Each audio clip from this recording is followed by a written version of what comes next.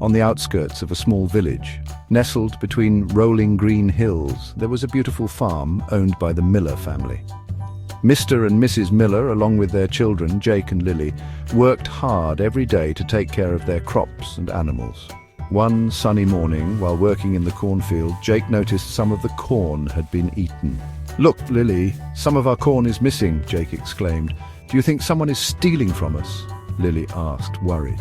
Their father, Mr. Miller, smiled. "Let's find out who the culprit is before making any judgments," he said wisely. That night, they decided to stay awake and watch over the farm. As the moon rose, they saw a small, thin deer sneaking into the field and nibbling on the corn. The poor creature looked hungry and weak. Lily's eyes filled with sympathy. "Oh no, Dad, it's not a thief, it's just a hungry animal." Mr. Miller nodded. "This deer is just trying to survive. But if we let it eat all our crops, we won't have enough food for our family or the market." The next day, the family came up with a plan. They built a small feeding area at the edge of the forest with extra corn and water.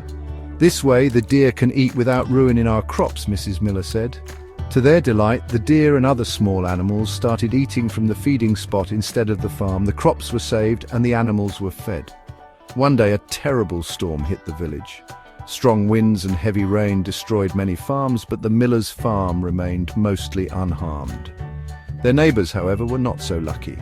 Seeing their friends struggle, the Millers decided to share their crops with those in need. "You reap what you sow," Mr. Miller told his children. "Because we helped the animals, nature protected us, and now we must help our neighbors too." The Millers' kindness inspired others, and soon the whole village came together to rebuild the damaged farms. From that day on, Jake and Lily learned an important lesson. Kindness and honesty always come back to you in unexpected ways. Moral of the story: when you care for others, whether animals, nature, or people, kindness finds its way back to you.